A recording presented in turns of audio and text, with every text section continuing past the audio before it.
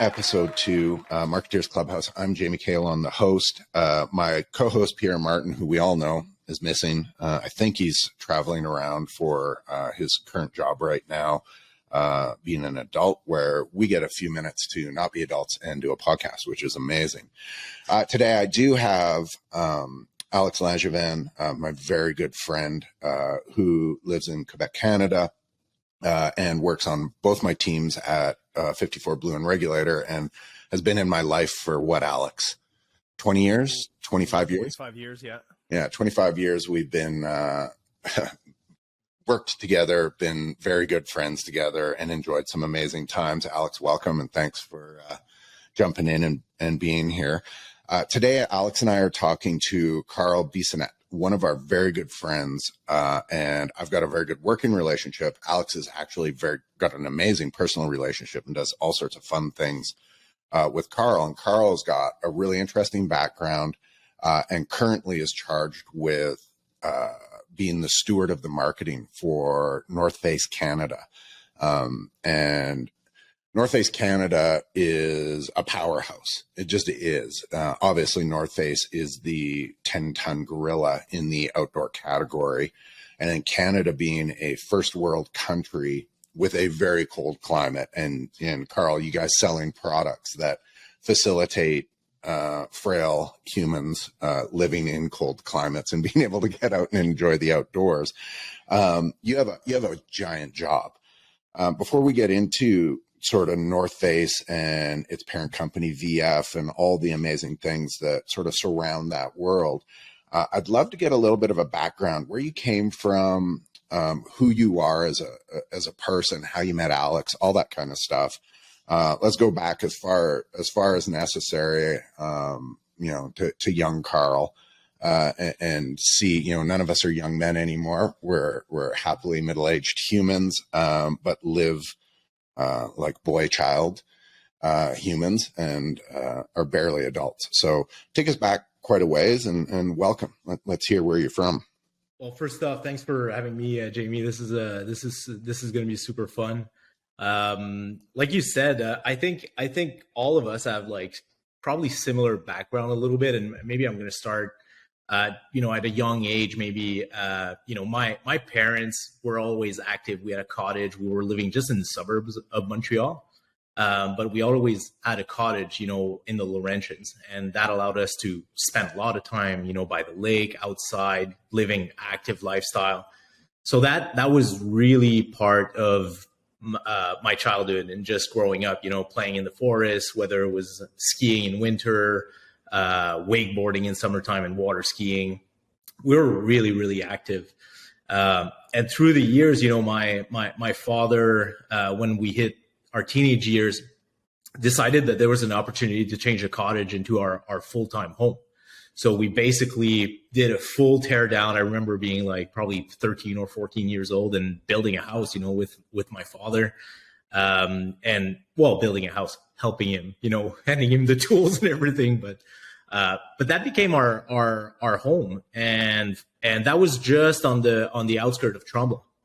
So, from a teenage age, I've spent a lot of time on the mountains, snowboarding, and that's where I forged a lot of friendships and a lot of the traits, that makes up the person that I am today. Really started on the ski hill, really, and that had some pros and cons. In retrospect, it's a life of leisure, and you get to see people. Tremblant being obviously a tourism, mecca, in Quebec, you just end up being surrounded by people that are on vacation all the time. So life becomes a little, you're trying to deal with high school and, work on the side. I was working at the snowboard shop, in retail, and you just see that. So I think that had an impact in growing up, that leisure was always very intertwined with work and just with my young adults or teenagers' responsibilities, whatever they were, at the time. Does your brand need some help in the trade marketing department? Manage your sales tools with Regulator's easy-to-use features. Whether it's fixtures or displays, POP, custom art, or promo products, you can submit single or bulk orders for all your locations within minutes using a simple, streamlined process. Deliver content, manage your budget, and view the market all from the palm of your hand. Move up to 10 times faster than your competitors and capture all the opportunities that put your brand on top. Visit brandregulator.com for more information. That's amazing. I see some hilarious, like Alex is just laughing because Alex, that sounds like your background. That very much sounds like my background. Being in Calgary, I got like influxed with Banff. It was Banff, Banff, Banff, Banff, Banff, always out there. And for me, it was snow sports were a big part of my life. Obviously it's Canada. But for me, it was bikes. And for Alex, it was motocross. And so we all come from slightly different ilks, but I also, like you were born with tools in your hand from the sounds of things. You're a builder, and I know a little bit about your background. I believe, the house you're living in now, you had quite a hand in erecting that structure. Alex, the structure you're living in, you put up yourself as well. And I am a perpetual builder of things. So, this is one of those things that I see as a common element for a lot of my friends, the people that resonate with me. If you don't know how to hold a screwdriver, we have a lot of things to learn about each other because we won't hold the same commonalities. And I want people that are in my world that I have common elements with. So, Alex, from your background, you come from the same space. Yeah, totally. Coming back from a motocross background and then being mixing with the snowboard environment, and actually I think this is where like Carl and I met in Tremblant, where I was like a snowboard instructor between CJEP and college, and off season for motocross, and this is how we met our crew, and now the people we live with and have activities with. Perfect. So for people outside of Quebec, CJEP is like just post high school or your last year of high school, and then you go into college from there. It's like a college prep link. Is that accurate? Okay. Yeah. Cool. Don't forget, guys, that this is going to go to everybody. So you're going to have to explain some of the very intricate natures of Quebec. and I have a beautiful wife that was born in central Canada, but all her formative years were spent in the Gatineau and grew up in Quebec. And so I've been very much educated in the ways of Quebec. So, and we're going to get into that. Carl, sort of from that young era, you started, you grew up in that sort of snow world. Where was your first job? Where was your first, what's the first thing that you bit into business with? So that's funny because my first job was working at a little, I want to say like my first real job, it was retail while I was in high school, was working in a retail space that specialized in high-end watches and high-end sunglasses. So there was a tiny little shop, which I realize now that you guys were probably part of this because Oakley was a big, vendor, part of that shop. But we used to sell, brand watch like Tissot and Tag Heuer. And it was really fun for me. Serengeti and eyewear, Ray-Ban, Oakley, so it was really high-end product. And what I loved about that was like learning. I'm, one thing that Alex knows and that Jamie, you might learn is I'm very, very, very curious human being, just in general. I love to like the technicalities of things and sometimes for even topics that are going to be completely useless. Like I get down the rabbit hole and that's I love learning. But for me, like that job was awesome because it was on the hill. We had goggles, in wintertime. Obviously, there was a big part of the business that was built around just a goggle market, and we specialized in it. So that was really fun because I was spending so much time on the mountain that for me, the optics of the goggle was really, really important. Very, very early in my life, I've realized that seeing kind of clearly where you're going is going to probably help you on the hill, Yeah. So that was my first job in trouble.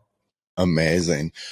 It's interesting because I would assume you guys do, Carl, in your position. You probably have a lot of younger people below you coming up and sort of wondering how you got to where you are and how these things happen. And it was this sort of slow climb to become where we are. And the position, and Alex, I know you are, Carl, I know you are, and I like to think I am.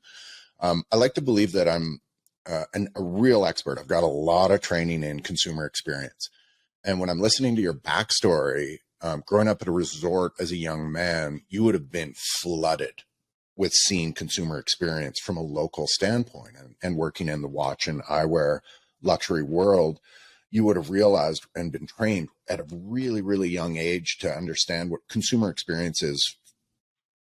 And most people only have that from the outside, unless you've been a server or you've worked retail and then continuously driven down that path. You don't gain the expertise to be a consumer expert and understand from all the different perspectives, the consumer's perspective, the retailer's perspective, the staff's perspective, and sales and marketing and all the different things from the branded side. To understand how it all fits together as a puzzle is really important. And it seems like that's been formed at very young ages in yourself. So when you're going through sort of your day-to-day work, do you, like, I know it happens to me, I think back to these really young experiences in a lot of instances where I've learned that lesson a long time ago. The filing cabinet, my brain starts going, and sometimes it just goes back, 40 years to when I was 12 years old working in a bike shop, and go, I dealt with that. And then I find it. Do you find that happening in your world fairly often? Yeah, 100%. And I'll maybe start with what we've lived in the last few years is, through a global pandemic has really highlighted, especially around experiential marketing, where consumers live something with brand, like for real, in real life.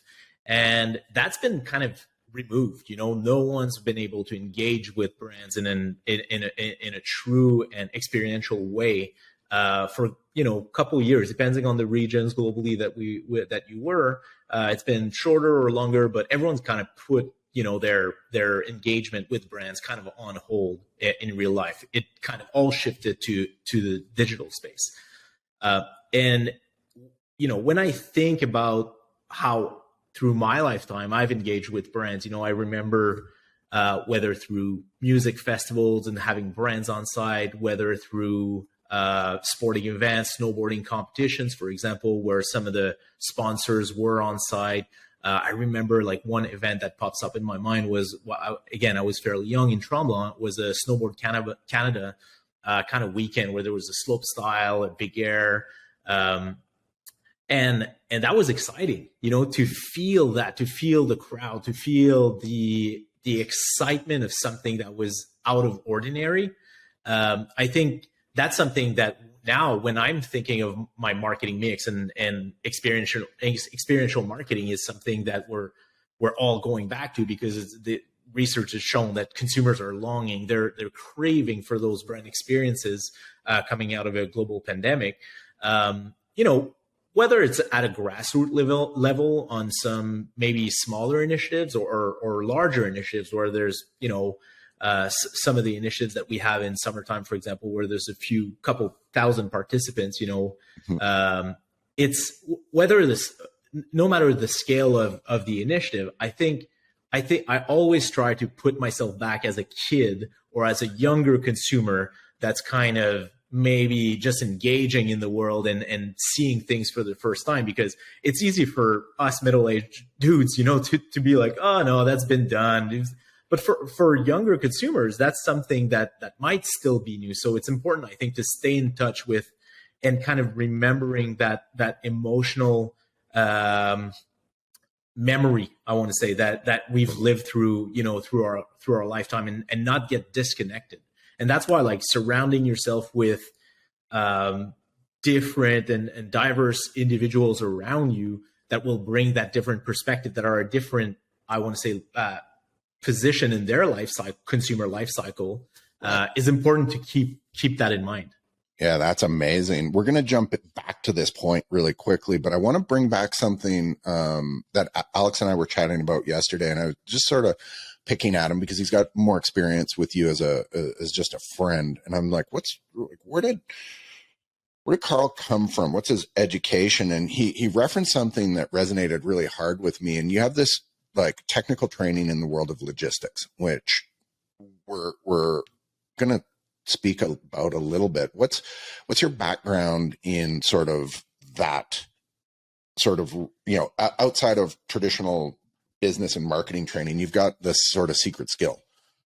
So that was really interesting. So really quickly, just for context, so from Tremblant, I lived in Whistler for a few years, started traveling, moved to Australia, started, for just over a year. And then at one point I came back to Tremblant and just wanted to finish university, just in studying marketing. Through that, I met my former wife, and we moved to Montreal, and that was 2008. And 2008 wasn't a great year overall, just for opportunities, right? There was a massive disruption around the economy, and everyone was kind of edgy about like new hires. So there wasn't a lot of opportunity. But one thing that came up was I had the opportunity to live in the city, in Montreal, and I had the opportunity to work at a logistic firm, so a brokerage firm, and I was like, you know what, like this might be interesting. It's something that obviously logistics, the world will always need logistics, right? It's just like that's at the core of the economy. So being curious in nature, that's something that I was like, all right, let's take on the challenge. This is going to be a good learning experience. And I ended up working at this company for, I want to say, close to 3 years, where essentially being a logistic broker. So cold calling companies, trying to provide logistic solutions, matching offer and demand really in the logistic world, and trying to, you try to take your piece of it in the process. And that was extremely formative for me because I've done retail, I've done other sales, but that was by far the hardest sales job I've ever had. And I think that's shaped a little bit even today, obviously, in the wholesale business, marketing, sales, and product, that's kind of the Bermuda Triangle that we call, right? And having that understanding of really, really, really hard sales when your product is really hardly differentiated by the next guy, is something that to this day, I still have like a fairly strong sales perspective on things, having gone through that part of my life. Amazing. It's interesting because if you don't get experience in all those different spots, and pardon me, I shouldn't hit the mic. If you don't get experience in those different spots, and Alex, you've had a real hard career of like jumping back and forth between logistical and non-logistical. And if you're just at retail, or if you're just a sales agent, or if you're just sitting at the brand and you're just working on a computer and you don't have to understand the logistics, like right now, Alex, you and I were discussing this the other day, there's this insane diesel hike in pricing right now.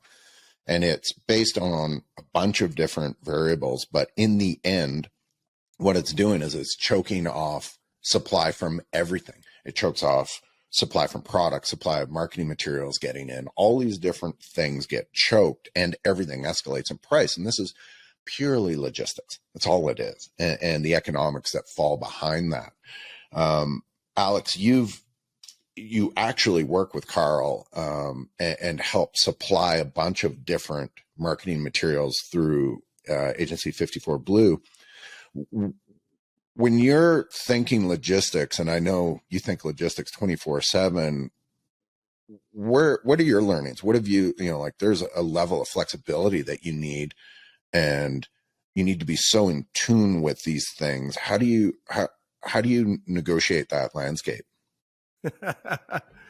Yeah, no, definitely. It's been such a learning curve, and that skill set of understanding like logistic and being able to share and communicate clearly with clients, has been the main issue, or the main challenge is to be able to clearly identify or understand and acknowledge that there's like logistic issues and how we find solution, but instead of hiding things, and that's one of the things that's been kind of tricky, where like we always try to avoid the subject and going like, oh, it's not of our control. And, but understanding that there's solutions, we can having like a clear communication, I think, is the main thing, especially in the logistic world.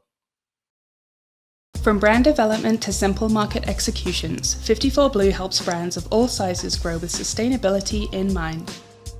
Their full-stack range of services include print, fabrication, design, web, interactive, content marketing, brand consulting, creative strategy, and more.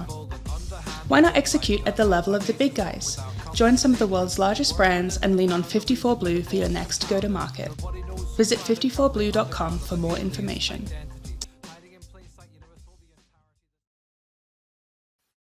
Amazing. There's knowing where North Face exists and knowing Canada really well, there's some interesting dynamics that happen. And for those that don't understand Canada really clearly, there's basically two marketplaces in Canada in the brick and mortar world. There's the French speaking marketplace, which exists in Quebec. And I'm going to speak to that really quickly. And then there's the rest of Canada. Now, for most brands, the sales that generate out of Quebec are near 40 to 50% of the volume of the entire country. It's very large and it's very healthy. And for many that don't understand, and Alex, you and I discuss this all the time because it's our job to discuss this, and Carl, you are right in the center of it. There is very heavy restrictions against language and the use of language in the province of Quebec. And as a young man, when I saw this sort of from the start, it seemed short-sighted and it seemed draconian and unrealistic to do this in this province. But as I've aged through this and I've watched the marketplaces in Canada change, it's actually been a net very positive for Quebec. It was done for cultural reasons, to protect the French culture. And both of you are living in that world. You're born and raised there. But what it has done seemingly from a business standpoint is it's kept the mom and pop retail stores and the small regionals exceedingly healthy. And just by it being there, it's given a small advantage for that sector of retail. Because they're slightly more nimble than the large brands with their, or large box stores can be with these things. Mom and pop can act faster. So by nature, Quebec has a way healthier independent retail business with more options for brands to go to. It has a ton of amazing mid-size to large size. Like I don't want to call a sport expert a small store because these are giant stores, but the owners will hold, 3 or 4 or 5 of these stores. They don't have 100 like, or in the case of Sport Checks or Dick's Sporting Goods in the US, almost 1,000 retail stores that all fall under this banner. In fact, Sport Check doesn't even exist in Quebec to this day where, because it's cumbersome for them to be there. So when you look at the landscape of Canadian retail, you have Quebec, which is this beautifully, very actually quite clean marketplace, which is amazing when you look at it. And then the rest of Canada starts feeling a little bit more like the rest of North America. It feels a little bit more United States-esque, where you've got a lot of big box stores, a few good regionals, and ever shrinking independent accounts that are getting beat up by these big guys. This gives the consumer less choices, and it gives the brands a harder landscape to negotiate. Now, Carl, you have to negotiate both of these, running what would arguably be one of the most important territories for North Face, the brand that you're entrusted with running. You've got to navigate the insane language laws, which you guys have grown up in, so you're fairly familiar, but it is a cumbersome thing. Plus, you also have to really have a mental switch between dealing with your distribution within Quebec and then the distribution outside of Quebec is a completely different world. Where the US, it's a little bit you got mega cities, but the distribution is very similar. How do you manage that? Are my assumptions correct? Like it seems like this is a fairly obvious thing, but it seems really tricky. So we could do a whole podcast on this because it's so complex and there's so many variables, but obviously it's going to be hard for me to talk about some of our partners directly. But one thing that I can speak to directly is the consumer centricity around like who are we ultimately selling to is the end user. Right. And there are major regional specificities between, the French, Canadian speaking, whether it's in Quebec or outside of Quebec. Outside of Canada, it's just that the proportion is much, much smaller in the rest of Canada, and the rest of the market, the rest of Canada. You've mentioned something that there's a higher ratio of independent businesses in Quebec, and that's tied to how the consumer wants to shop really in Quebec. And the a lot of research are showing that French Canadian will sometimes identify a little bit more to the runner up and will act accordingly. So they'll try to support sometimes mom and pop shops just by that way of thinking that they identify that we gotta help each other. That's something that keeps coming back, when we're in our consumer insights, or around Quebec market. That's interesting because that speaks to the underdog culture that Quebec. Yeah, that's exactly what I'm talking about. Yeah. Yeah. Like for those that don't know, Quebec is beautiful. It's one of my favorite places literally on the planet. It's a stunning province filled with amazing people. But they are steadfast at keeping your culture and your identity, and always. And there's great disparity in Quebec. There's exceedingly low economic areas, and there's exceedingly high economic areas. And with this, it always feels from a Western standpoint in Canada that Quebec's got this underdog feeling, even though, you guys aren't. You guys are like almost in some ways the pinnacle of some of Canadian culture. But that really does speak to that, which is interesting because that doesn't really exist in the West. Like there's the support, and it makes me sad.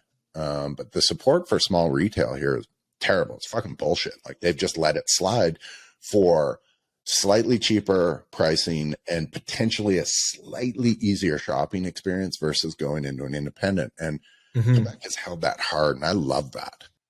Yeah, and I believe you were talking about like the language restrictions and some challenges that happen for the big bucks and the US companies to come to Canada first being difficult, but also even more difficult for the Quebec market.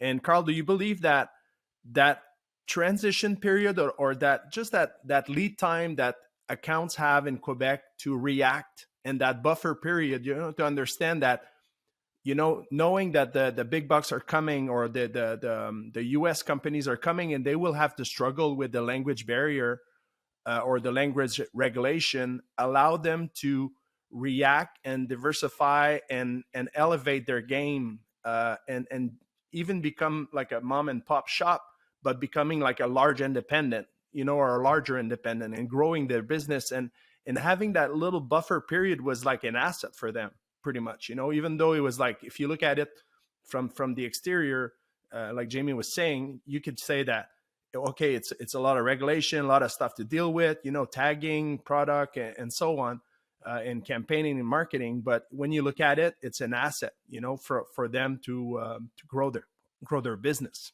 100%. I was talking about consumer centricity, and I think like for a brand like our brand, the North Face, we're, head offices for Canada are situated in Quebec. I think that's a huge, and a lot of our head office staff obviously is in Montreal. We have other offices throughout the country, but when we're looking at the choices we make on how we communicate to our end users, ultimately, I think it's a huge advantage to be based out of Quebec, just from we translate everything we do. We have to, whenever we communicate something to the population, especially tied to the D2C and our digital marketing just initiative, we are obligated to translate everything and to offer the same, to our English consumers as well as to our French-speaking consumers.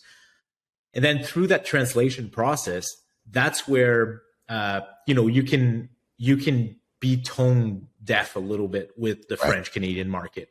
If you translate everything, even from a product standpoint, on your website, and you do like French translations, there's going to be discrepancies that your consumer will tune into and will notice that something's off, and it's going to feel a little bit not completely authentic to the French Canadian segment. Let me go back to this just a tiny bit for everyone who doesn't necessarily understand Quebec. There's Quebecois French, which is tuned and is, it's hundreds and hundreds and hundreds of years old, and it has its own intricate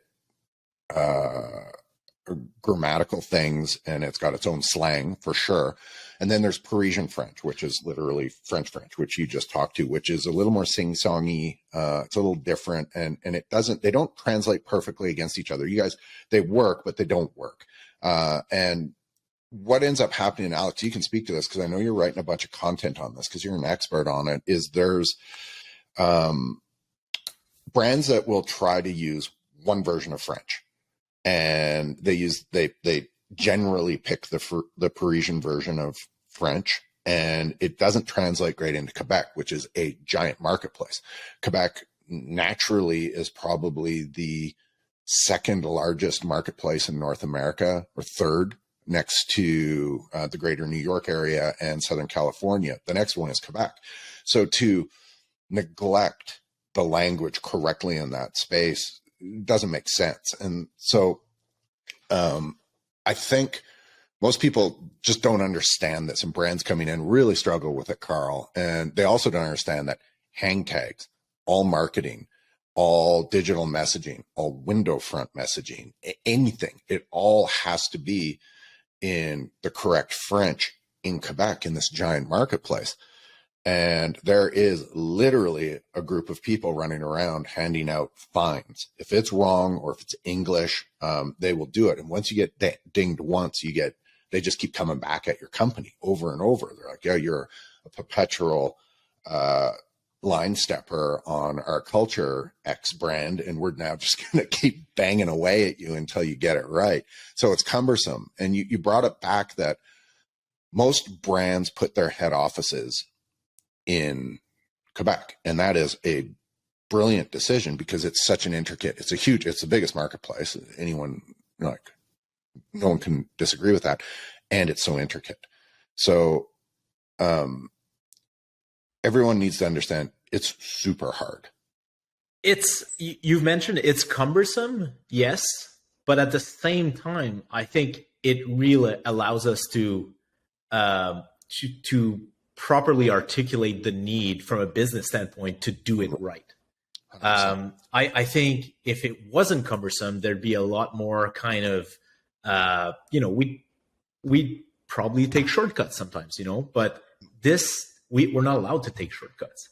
And, I'm obviously French speaking, born and raised, in a French Canadian household. So I do appreciate it. I do acknowledge that it's cumbersome, but I think it's necessary. And it allows us, going back to the mom and pop shops, I think that's a great tool for them to kind of rely on and to protect a little bit. But then brands that want to come into the Quebec market, you want to do it right, there's a huge opportunity because it's more work, because it's more technical a little bit, and you need to get a little bit of that specialty. But then this will allow you to really connect with your consumers to another level. When we're talking about the language itself, it'd be the equivalent of, the French in Quebec versus translating to a Parisian French would be the same thing as a European brand trying to come, into the US, for example, and translating for the Hispanic community with Spanish from Spain. It just wouldn't work. It doesn't work, with exception that you don't get a ticket if you do it wrong or if you don't do it in the US, which is the interesting spot, is it's actually enforced. I deal, and Alex and I deal with a company called Chemical Guys, which is a car care company, amazing company. And their main consumer is Hispanic. And so everything needs to translate over for that. But there's no fines. There's no rules. It's done because it's the right thing to do, not necessarily because it's protected. And I mentioned it before, but like 15 years ago, I thought the rules in Quebec were just crazy. Now I actually look at it and go, it's brilliant. Like it actually is. And from a Western, that is not a standard Western point of view. But from a business point of view, it's created a way healthier environment. And I think that's really important. And it's cumbersome for brands. They see this beautiful marketplace with lots of great people who are athletic that want to, buy these, the style of products that we're talking about right now. Healthy culture, all these different things, and lots of you. And then they look at actually the workload and they just can't do it, which slows the advance of these brands down, which is probably one of the other things that makes it healthier. They just don't flood in. Like, you guys can still get it. If you need that stuff, you can buy it online, you can get it, but it gives the marketplace a chance to adapt. And post-COVID, pre-COVID seemed weird. Post-COVID, I think it actually is healthier. Slowing everything down just a tiny bit isn't a bad thing in the world of business. It keeps the marketplaces healthy. And I think that's really important for most people to understand. Alex, and I know that we talk about this all the time, and Carl, you've already spoken to it. The experience of the consumer has changed, and it is changing. And speaking of your giant marketplaces, you have a giant digital place in Quebec called Altitude that sells everything, and North Face is on there. How, in the world of post-COVID, where I believe consumer experience needs to be sharper, needs to be better, needs to be more catered to the experience. The consumer can get the product everywhere. I can buy the same jacket everywhere. The consumer experience needs to be on point. And I've told Alex this story, and Carl, you haven't heard this. I built a basketball court this year. I wanted a new pair of shoes. Went on one of the large brand site, found the shoes I wanted, went to a large box retailer in Calgary, walked in, I was looking around. I'm like, I think this is the shoe. It looked a little different. I don't know if it was an SMU, a special makeup unit. And it was just like, didn't seem quite right. But that's a problem with me anyways. I got size 13 feet. Most shoes are photographed at size 8 or 9. So everything is always a little different in the footwear world. I looked at these shoes and I'm like, I don't think these are them. So I walked out the store and I bought them online because I know my size. 3 weeks later, it took a while to get them. 3 weeks later, the shoes showed up. Same fucking shoe. It's the exact same shoe I had in my hand at that retailer. The retailer did such a poor job of representing that brand in marketplace. Their point of purchase materials were off. The messaging didn't match the digital messaging that I was seeing online. Of course, you and Alex and I are very familiar with this. And for everyone listening, if you don't understand what Photoshop does to products on digital, you don't understand that they're completely enhanced. Just imagine every Instagram filter that ever existed, but you're applying that against your product so that the reflections are perfect and the materials look ideal and the colors are popping and everything is perfect. Problem is, if the messaging at retail doesn't work, you get the exact problem I just had, where the consumer, I still did okay. I got my shoes. The brand that sold me those shoes still did okay. They got the sale. In fact, they probably made more digitally. Their retailer that they're trying to support, which is a huge component of their marketplace, it's probably over half of what their marketplace is. They completely blew it. They blew it at their retailer, or their retailer blew it for them. How do you combat with large digital guys? How do you combat keeping your brick and mortar at speed with your digital marketing, which every brand has to fight. This is not a North Face thing. This is not just a footwear company thing. How do you combat that? We're not here for the snooty wine critics or long-haul collectors. Hell, we're not even here for the high rollers. But we do think it's about time wine cellars turned into swoon-worthy works of art. Our experienced designers will bring your dream wine cellar to life, fitting any size space and aesthetic requirements in your home. Our craftsmen carefully hand-build your cellar to give you a wine storage space that really feels like you. Visit themoderncellar.com for more information. I don't think I would use the word combat, though. The way I see it is that, like, whether any channel, I'm not going to speak to a specific channel because obviously we work in many different channels, whether it's the prosumer, wholesale, D2C, it's all the same challenge, really. It's how do we evolve how we go to market? How do we evolve how we present product, brand storyline, and everything a brand has to offer to a consumer? Like, product is one piece, but it's also how do we I think consumers right now, they want to feel a brand. They want to understand the personality of a brand. They Agreed. want to get to the bottom of the product, the technicality of the product. We don't operate in a world where it's really you're buying simply a product from a brand. So to go back to your question, it's more how do we hold ourselves to the highest standard of what's possible, and how do we keep evolving? Whether it's an in-store display, how do we communicate? Like, technology is hard sometimes. Like to you want to speak to the highest technicality. When I'm thinking of the North Face Summit Series, for example, Right. We want to speak to the highest technical aspect of a product. But how do we make it? We have limited time. Consumers, the attention span is shortening and shortening. How can we communicate something that's exciting, technical, and that the consumer is going to remember about our product in a very short and efficient way at retail, at brick and mortar, but also from a digital standpoint? And then the way we're going to do it through our channels, and the way we will support our partners in the wholesale, channel to reach that goal is going to make us win. That's really the bottom line. It's just how can we evolve it and get to the next level of really brand communication to the consumers. That's the challenge.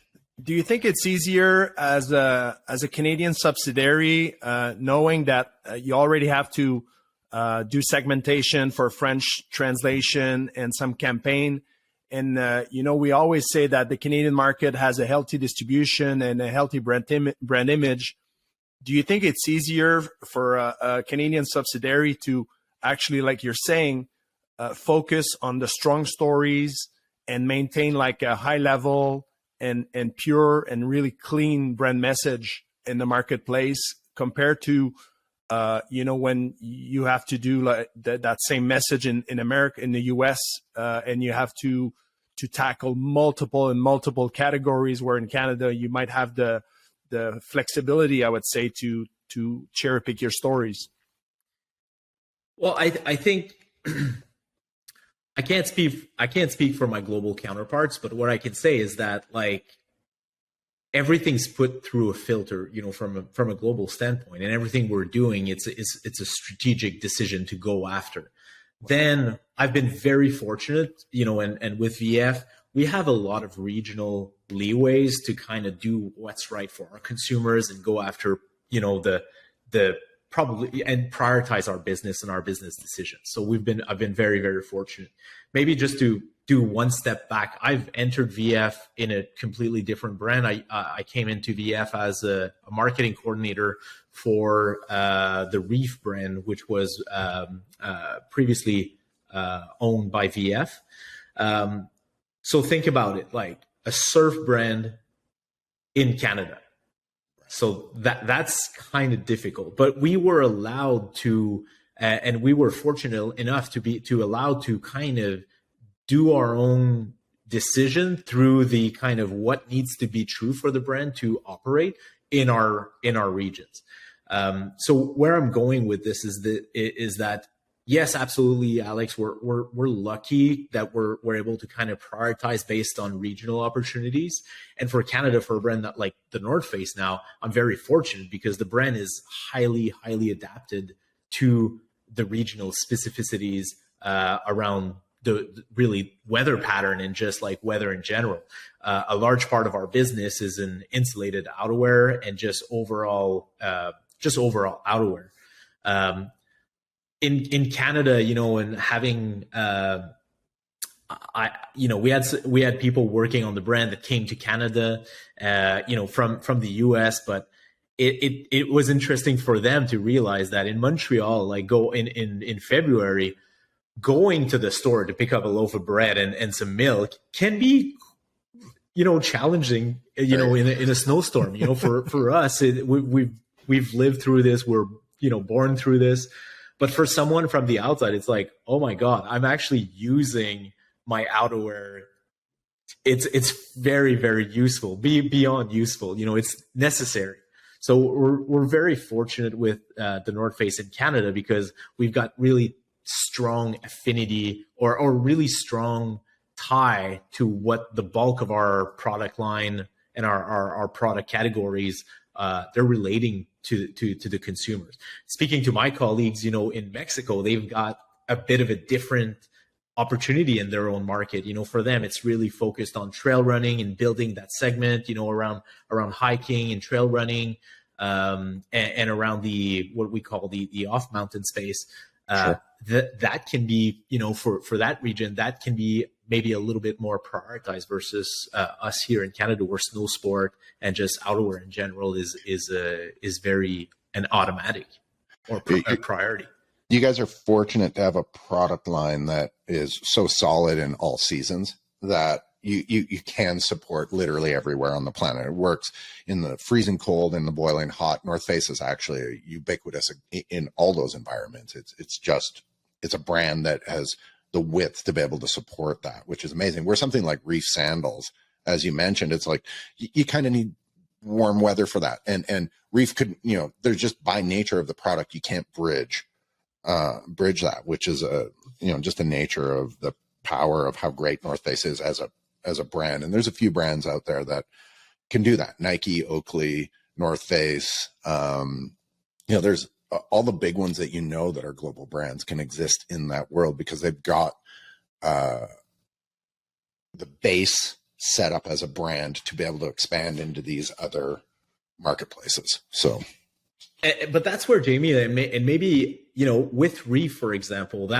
it was so much fun working on this brand, you know, and because we were developing an apparel business where we had some jackets and stuff, and it was kind of a hard adoption rate globally. But for us in Canada, we're like pedal to the metal. Let's do this, you know? So we align with like some of our endemic partners, and we were able to push the brand. We focused, you know, on the holiday season, for example. That was kind of a smaller season for a summer type brand, but we decided to really focus and own in on Canada. And we had some through, you know, some partnerships and stuff. We had some retail space, you know, with some of our action sports, you know, partners.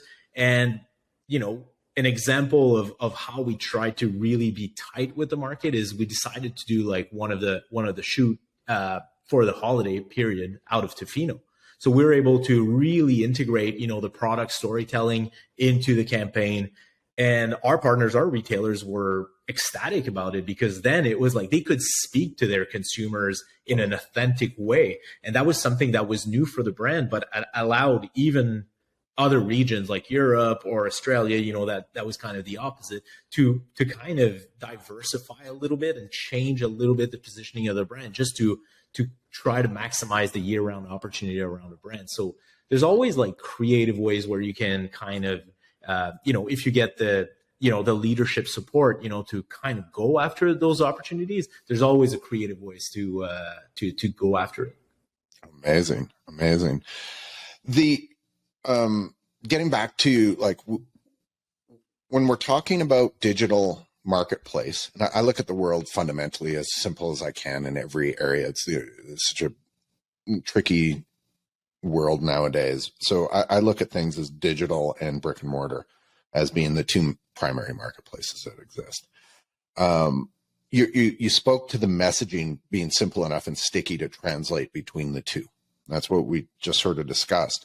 The logistical difference, though, between being able to deliver a good experience digitally and a good experience physically in brick and mortar, these are fundamentally different.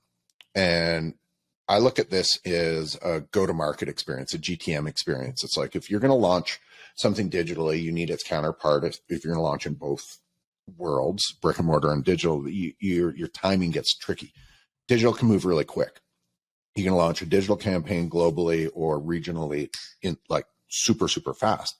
Where I know that North Face does a ton of amazing shop and shop experiences, and you guys are doing more and more of these as you go along to make sure that your brand is always front and center and the product is wrapped in brand. It's just not product in market. So are you guys actively, like, your timing for these things would have to be tricky because you have to sort of you have to tell the digital guys to hold on a little bit while you guys in the brick and mortar world are activating this. And you would have, as the manager of marketing in Canada, you would have both of the reins of both of these things, and trying to get the timing of those to be correct is difficult. I think, to say the least. And you come from a logistical background where it's like to ship a shop and shop around, or to even have to go to an outside agency to get something done in the physical space, because you end up with installers and boom lifts and paint companies and graphic companies and all these different things. You guys, as the incumbent, and I'm doing a lot of work right now as a consultant with digital only brands that are now launching into the physical brick and mortar world, and they're completely unprepared. They don't have the logistical chops to be able to deliver a shop and shop, but that's what they want to do. And it's like, you guys have no idea, like, who's going to paint the space, who's going to do the electrician, who's going to handle the permits, on and on and on and on. As the 10-ton gorilla that came out of the brick and mortar world and adopted into digital, because you guys were around far before digital even existed, you guys had the luxury to do that. So you guys are tuned as a brick and mortar company. This gives you a massive advantage in my head. Do you guys see that advantage? Do you guys consciously, when you're working on projects, make sure that your GTMs are in perfect alignment to be able to have that clean launch? Yeah, for sure. I mean, the GTM process, I think that's not proprietary to, my business or to our brand. It's just, you just need a more lead time, to plan your business ahead with your own retail space or your, wholesale, shop and shop experience, which should be matching. By the way, it's the same brand. It should feel the same. You just need to really plan ahead. And that's really the cadence from a digital standpoint. You kind of need to make the call early in the process, even though you would have the luxury to change the plan afterwards. And you kind of need to kind of line up early in the process. And that's very different than a brand that will only be D2C, for example, or only digital. Specifically, that can be very, very just in time. We don't have that luxury, so we'll be able to adjust, for any major opportunity or major challenge that's happening, to us. Supply, for example, that's going to change plans a little bit. But you got to be prepared. You really got to plan your business ahead of time, and I think that's what. Playing on both sides, that's what you need to commit to, just overall. Yeah, it's interesting. The failure point of this goes back to my shoe story, which is an interesting thing. And what I see and what I interpret as the problem that happened there is a large brand released a product quickly digitally, or was planning on doing it. Their large retailer insisted on having the product at launch, which if I was a large retailer, I would. But the logistical issues of the rest of the marketing flow and brick and mortar could not keep up. And honestly, it could have been as easy as the FedEx truck lost the package for that single dealer. I have no experience to say this was the same experience in all the different locations at this retailer, but at that specific one on that specific day, they dropped the ball. And that, like most consumers, like I always say it, when I was young, I'd drive past somewhere and I'd go, they should put a 7-Eleven there on that corner. That'd be great. Who's they? They is everybody. It's us. It's me. I should put a 7-Eleven there. And when I walk in and I go, they blew it. Well, who's they? Well, they could have been FedEx. They could have been the brand, not being rigid against their retailers' needs, going, no, this is a digital only shoe. We don't have the brick and mortar set up for this. You cannot have it. But you would know as well as I do, it's hard to tell your largest retail partners to hit the bricks and they're not going to get a product. It's not a necessity. But I know from experience that North Face is brand first. You guys are very, very careful, and you are a shining example of what a good brand management system would look like to extend it. The brand sells the product. The products, however, still do have to stand alone as perfect technical examples of what the brand would be. And I've written this before. The brand is what the consumer buys. The products are the promise of the brand. The brand promises that my puffy jacket from North Face is the best product. It's the promise. And that's based against its technical abilities to stand up selection of fabrics, manufacturing, post, pre, the bringing the consumer to the product has to be perfect. The post service of the product has to be perfect. And you guys do a really good job of that all the way along, which is why the North Face is what the North Face is. There's not 1,000, but lots and lots of people making puffy jackets. And not all of them. There's some really great companies that are at your heels. There's zero doubt about that. But not all of them are good. And not all of them hold the brand promise. And there's just lots of brands where the power doesn't exist there.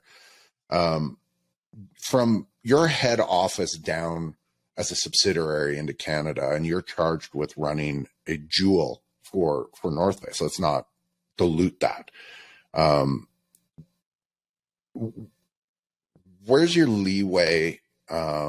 Your brand standards are obviously so good, and as a steward of the brand, how serious do you take that? Like, what's your, that's an interesting thing, because this comes to the nut of what you have to do. You have to be a fairly serious person. Well, I take it very seriously, because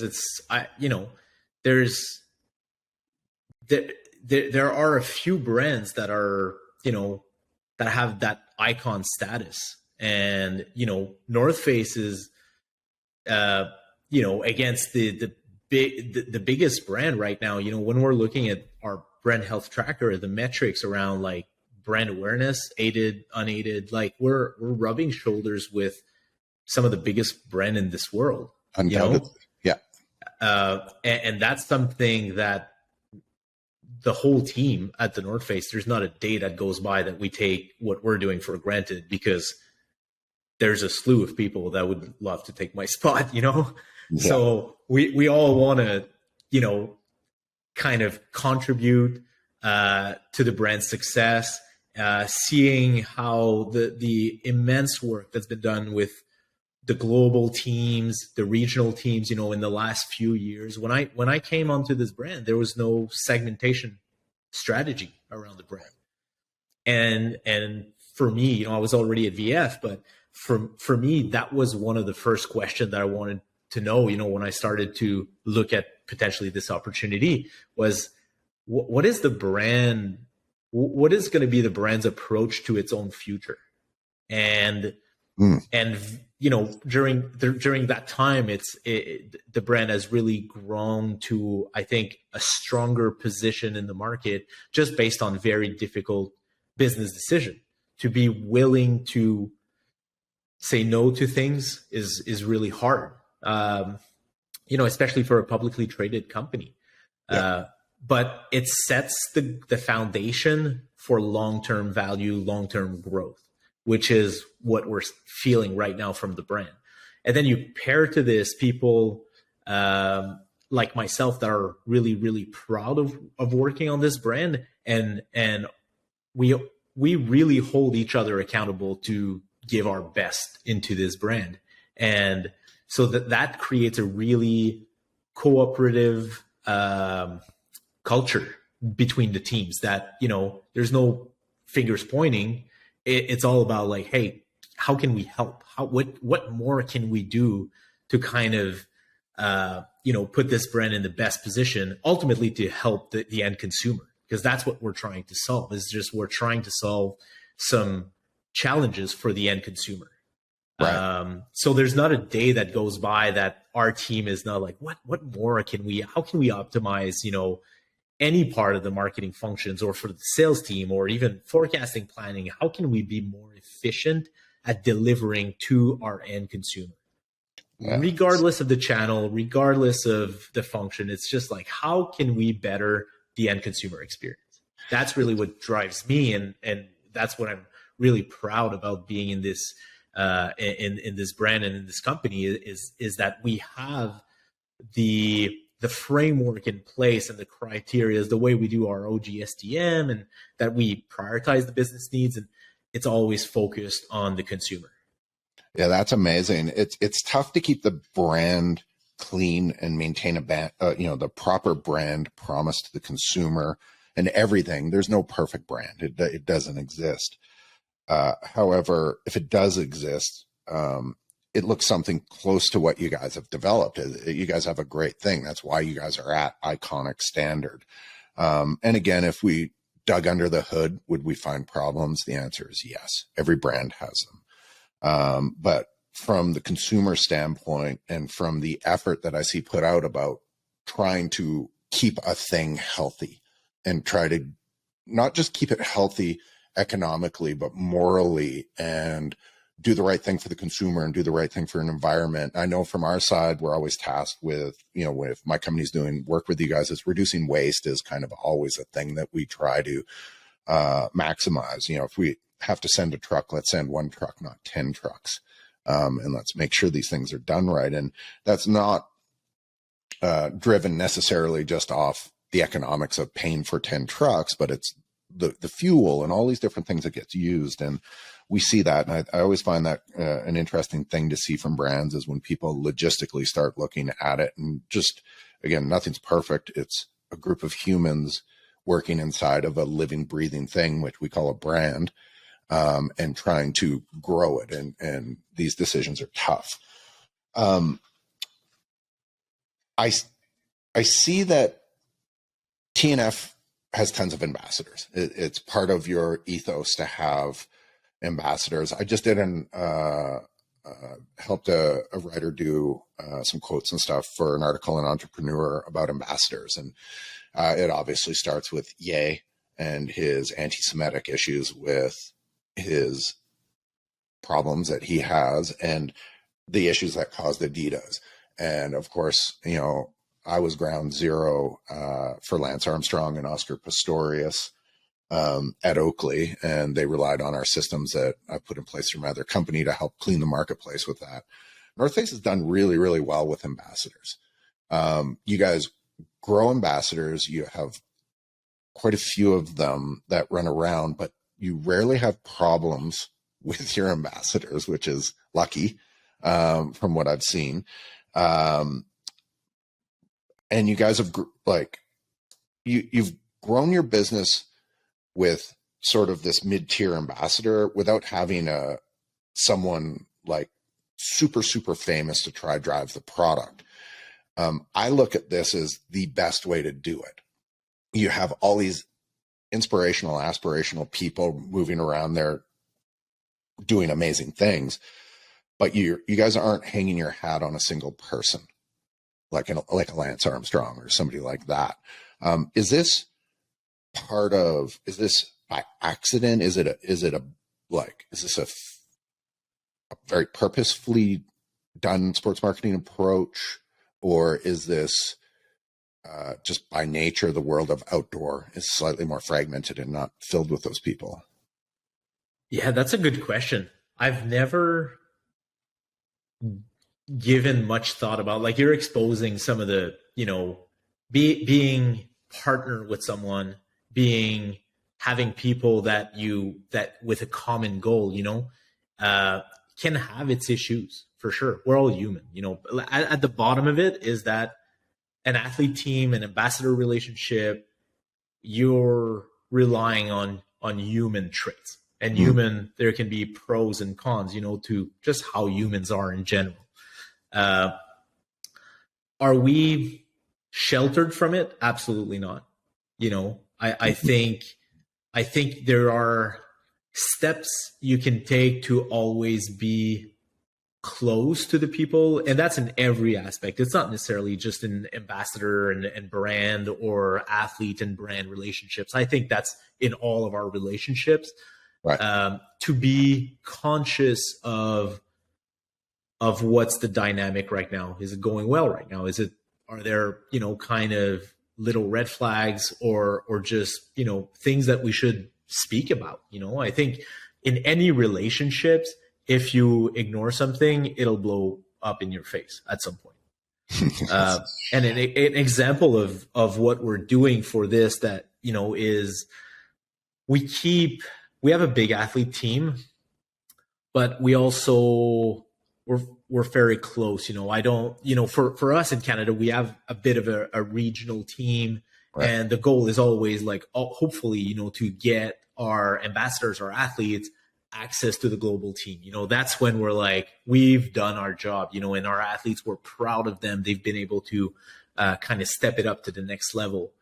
And one of the things that the sports marketing team does every year is the athlete summit. So we basically fly globally all of our athletes in one location, where there's going to be workshops that are given on social media workshops, PR workshops, safety workshops, for everywhere. Some of the mountaineering crew will engage with the trail runners, and it's very, very, everyone gets together, no matter what. If you're a snowboarder in the backcountry, or if you're a skier, a trail runner, an alpinist, or a climber, anything, everyone gets together on these common grounds.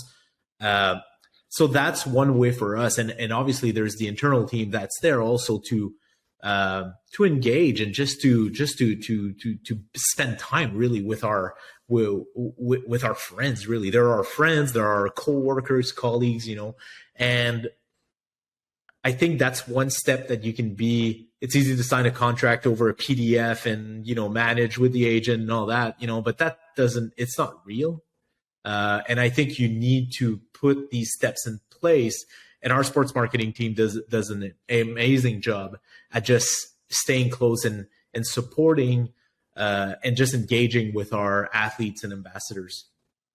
How important do you think it is for a brand to be able to leverage regional, let's call them global athletes, in a marketplace? You were talking about the importance of winter here in Canada, and having regional global athletes to leverage for content creation, and also going back to that retail execution as well. Yeah,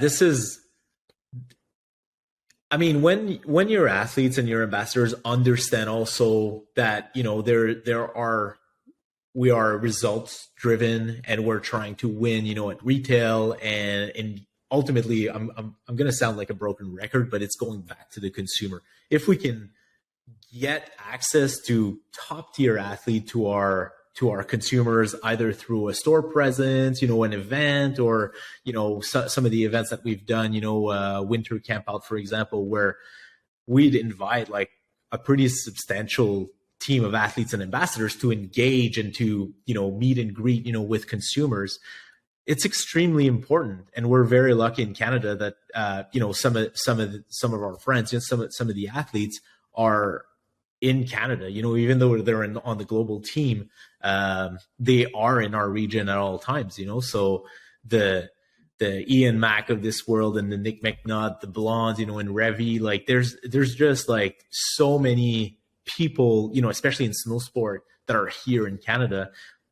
It's extremely important. At the same time, we need to respect that these are athletes and they've got a job to do. And part of it, yes, sometimes it's be part, of our events and everything, but we always want to be mindful that, that we don't want to, kind of own their schedule too much, or, their primary focus needs to be how they're trying to elevate the sports. That at the end of the day, it's they're testing our product, they're elevating the product, their sports. That's what's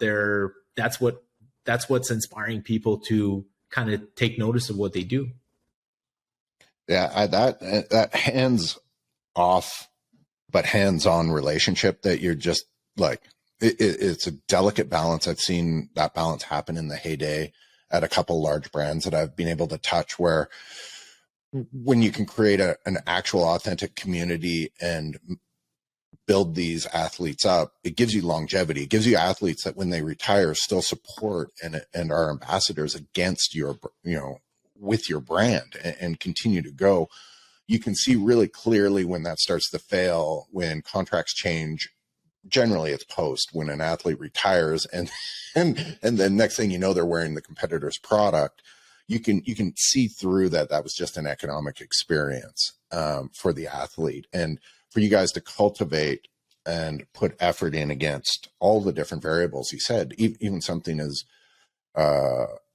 off brand as just mountain safety. You guys are a mountain company, but you're not charged with making sure these people don't die in avalanches, but being cognizant that these athletes need education and helping them get these things and business advice and how to cultivate and build their own image to get a Red Bull sponsorship or get whatever the other thing is that's non-competitive against what you guys do, so that they can live better lives and do their sport better. That's a really interesting thing.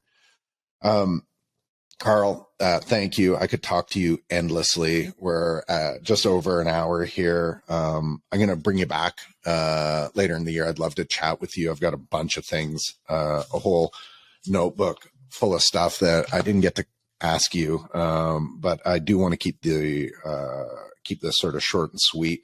Thank you for your time. Super appreciated your efforts in showing up here and talking to us and being very transparent.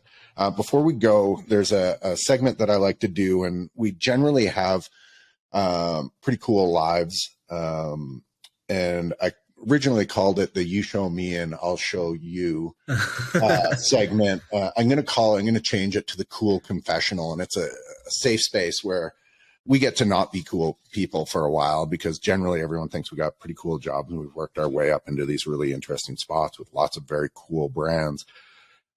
Today, in the Cool Confessional, I'm going to tell you guys that every single time I'm at a hockey game or a football game or a Canadian sporting event, I cry like a baby when I sing the national anthem. Every single time. There hasn't been a time in the last 20 years when the Canadian anthem comes on that I do not have a tear running down both sides of my face. And my wife or whoever I'm with will look at me, and I'm carefully kind of brushing it off. But like, it's a thing. It's a like sweaty eyes. They're just sweaty eyes. Oh, they're so sweaty. It is something that I don't tell a ton of people about, but I'm so passionate about Canada. And when I hear that song, I literally break. I can barely sing it. I break. So to bust any illusions that anyone has that I'm a cool person, I cry to the Canadian anthem all the time.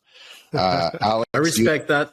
There's no shame. I respect that. Good old patriotism.